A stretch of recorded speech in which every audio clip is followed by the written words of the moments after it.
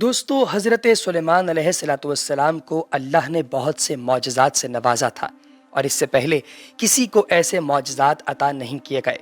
حضرت سلیمان جیسی بادشاہت بھی اور کسی نے نہیں کی تھی اور نہ آئندہ کبھی کرے گا، کیونکہ حضرت سلیمان علیہ الصلوۃ والسلام نے خود اللہ سے دعا کی تھی کہ اے اللہ مجھے ایسی قوم عطا کر جو آئندہ دنیا میں کسی قوم جیسی نہ ہو اور نہ ہی کوئی میری طرح کی بادشاہت کرنے والا ہو۔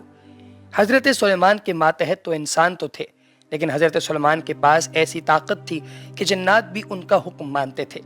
جو کام انسان نہ کر پاتے تھے وہ جنات سے کرواتے تھے۔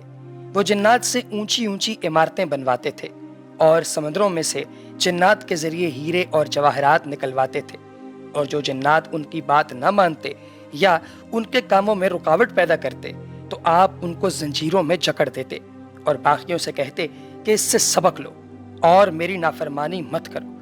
یہ سب اللہ کا ان پر خاص کرم تھا اور خاص انعام تھا، اور اللہ ایک آیت میں فرماتا ہے کہ یہ ہے ہمارا عطیہ، اب تو احسان کر یا روک رکھ، کوئی حساب نہیں۔ اس کے علاوہ شیاطین بھی آپ کے حکم کے تابع تھے، آپ جنات اور شیاطین کو جس طرح چاہے استعمال کرتے۔ اس کے علاوہ وہ آپ کے لیے مجسمات بھی بناتے اور ایسے محل تعمیر کرتے جو انسانوں کی سوچ سے بھی بالاتر تھے۔ اللہ نے ایک معجزہ یہ بھی عطا کر رکھا تھا کہ آپ ہوا کو جس بھی رخ میں وہ ہوتی اس رخ کے دوسرے رخ میں چلانے کا حکم دیتے تو ہوا آپ کے بتائے ہوئے راستے پر چلنا شروع کر دیتی۔ حضرت سلیمان علیہ الصلوۃ والسلام وہ ایسی ہستی تھے کہ اللہ پاک کی ذات نے ان کے تابع بہت سی چیزوں کو کر رکھا تھا۔ دوستو یہ داؤد کی نسل میں ہے، اور یہ قوم بنی اسرائیلی قوم تھی جو فلسطین میں رہا کرتی تھی۔ جب اس قوم پر روم کے لوگ ظلم و ستم کر رہے تھے تو تب اللہ نے حضرت داؤد علیہ الصلوۃ والسلام کو ان کے درمیان بھیجا، اور داؤد علیہ الصلوۃ والسلام نے ان کو ختم کیا۔ تو ان اسرائیلی لوگوں نے انہیں اپنا بادشاہ تسلیم کیا، اور ان کے بعد حضرت سلیمان کی بادشاہت شروع ہوئی۔ یہ داؤد علیہ الصلوۃ والسلام کے بیٹے تھے، اور جیسا کہ آپ کو بتایا ہے کہ ہوا ان کے اشاروں پر چلتی تھی، اور وہ ہوا کو اگر حکم دیتے کہ وہ مجھے اڑا کر فلاں جگہ پہنچا دے تو کچھ ہی منٹوں میں آپ وہاں پہنچ جاتے جہاں گھوڑا بھی کئی ہفتوں میں پہنچتا، اور آپ کیڑے مکوڑوں کی آواز بھی سن سکتے تھے اور ان کی بات سن کر ان کی باتوں کا جواب بھی دیا کرتے تھے۔ آج جب 3000 سال پرانی مورتیاں ملتی ہیں تو جنات کا اس وقت ہونا اور سلیمان علیہ الصلوۃ والسلام کے ماتحت کام کرنے کا ثبوت دیتی ہیں، کیونکہ اس دور میں ایسی مورتیاں اور مجسمے بغیر مشینری کے انسان نہیں بنا سکتے تھے۔ اور ایک ایسا ٹیبلٹ بھی ملا ہے جس کو سیدھا کر کے دیکھو تو حضرت موسیٰ کی تصویر دکھائی دیتی ہے، اور الٹا کر کے دیکھو تو دجال دکھائی دیتا ہے۔ ماہرین کا کہنا ہے کہ اس طرح کا ٹیبلٹ کوئی انسان نہیں بنا سکتا، خاص طور پر 3000 سال پہلے۔ یقیناً یہ اس وقت جنات نے ہی حضرت سلیمان علیہ الصلوۃ والسلام کے کہنے پر بنایا ہوگا، کیونکہ ایسی نایاب چیزیں وہ دفنا دیا کرتے تھے، اور آج وہ دفن شدہ چیزیں دوبارہ نکالی جا رہی ہیں جو تاریخ کے واقعات کو سچا ثابت کر رہی ہیں۔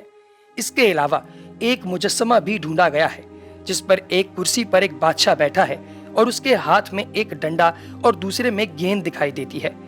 ماہرین کا کہنا ہے کہ یہ حضرت سلیمان ہیں، کیونکہ وہ ایک ڈنڈے اور گیند نما گول سی چیز سے ہی پوری دنیا پر حکومت کرتے تھے۔ یہ ڈنڈا اور گیند ہی ان کی طاقت تھی، اور یہ ڈنڈا جب وہ زمین پر مارتے تو وہ اژدہا بن جاتا، اور اس ڈنڈے سے شیاطین کو سزا دی جاتی تھی، جبکہ جو گیند ہے اس کو تشبیہ دی گئی ہے دنیا سے، کہ ساری دنیا ان کے تابع تھی اور وہ دنیا کو جس طرح سے چلانا چاہتے اسی طریقے سے چلاتے تھے۔ پھر دوستو حضرت سلیمان علیہ الصلوۃ والسلام اور ان کے ساتھ ہی ساتھ ایک عورت جس کا نام سبا ہے، اس کا بھی اکثر اوقات ذکر کیا جاتا ہے کہ سبا جو ملکہ سبا ہے وہ حضرت سلیمان علیہ الصلوۃ والسلام کے دور میں پائی جاتی تھی۔ اس کا نام بلقیس تھا۔ یہ نام توریت سے لیا گیا ہے۔ قرآن شریف میں ان کا تذکرہ بغیر نام کے ہے۔ حضرت سلیمان علیہ الصلوۃ والسلام کی ہم عصر تھیں۔ اس کی قوم سورج کی پرستش کیا کرتی تھی۔ حضرت سلیمان علیہ الصلوۃ والسلام نے اسے اسلام کی دعوت دی۔ اس نے اپنے سرداروں سے مشورے کے بعد طے کیا کہ حضرت سلیمان علیہ الصلوۃ والسلام کا امتحان لیا جائے، اگر وہ سچے پیغمبر ہوئے تو ان کا مذہب اختیار کیا جائے۔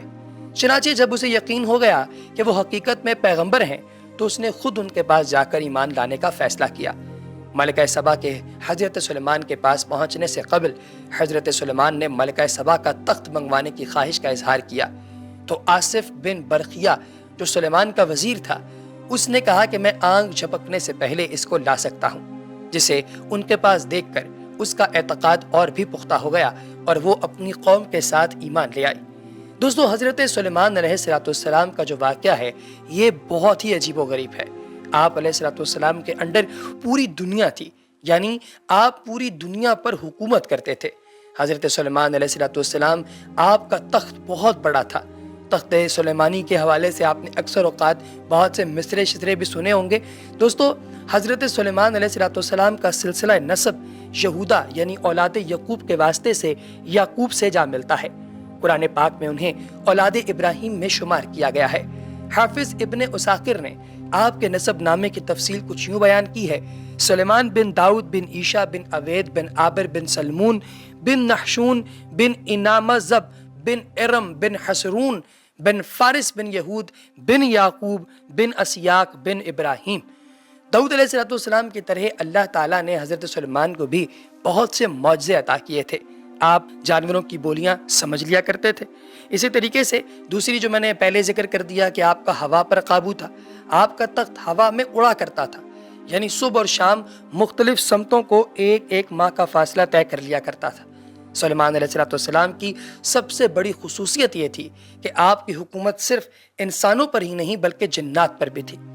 دوستو، سلیمان علیہ السلام نے مسجد اقصی اور بیت المقدس کی تعمیر شروع کی۔ جن دور دور سے پتھر اور سمندر سے موتی نکال کر لایا کرتے تھے، یہ عمارتیں آج تک موجود ہیں۔ اس کے علاوہ آپ نے جنات سے اور بہت سے کام لیے۔ ایک موقع پر اللہ تعالیٰ نے سلیمان علیہ السلام کو آزمائش میں ڈال دیا۔ آپ کے پاس ایک انگوٹھی تھی جس پر اسم اعظم کنندہ تھا۔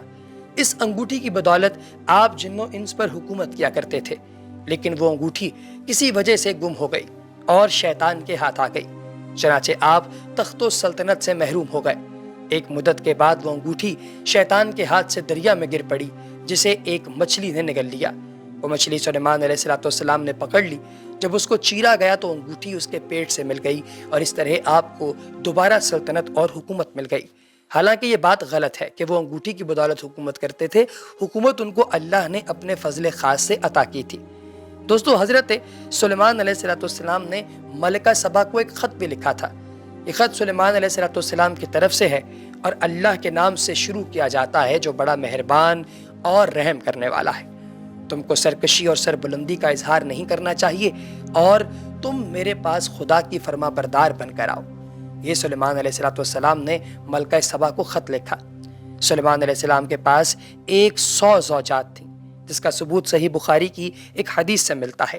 حضرت ابو ہریرہ رضی اللہ تعالیٰ عنہ بیان کرتے ہیں کہ سلیمان بن داؤد آپ نے کہا کہ آج رات میں 100 عورتوں کے پاس جاؤں گا، ہر عورت ایک بچہ جنے گی جو اللہ تعالیٰ کے راستے میں قتال کرے گا۔ تو فرشتے نے کہا انشاءاللہ کہہ لو، تو انہوں نے نہ کہا، انشاءاللہ کہنا بھول گئے۔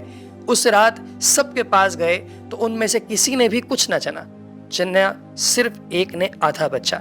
نبی پاک صلی اللہ علیہ وآلہ وسلم نے فرمایا کہ اگر وہ انشاءاللہ کہہ لیتے تو ایسا نہ ہوتا اور ان کی ضرورت کو پورا کرنے کا باعث بن سکتا تھا۔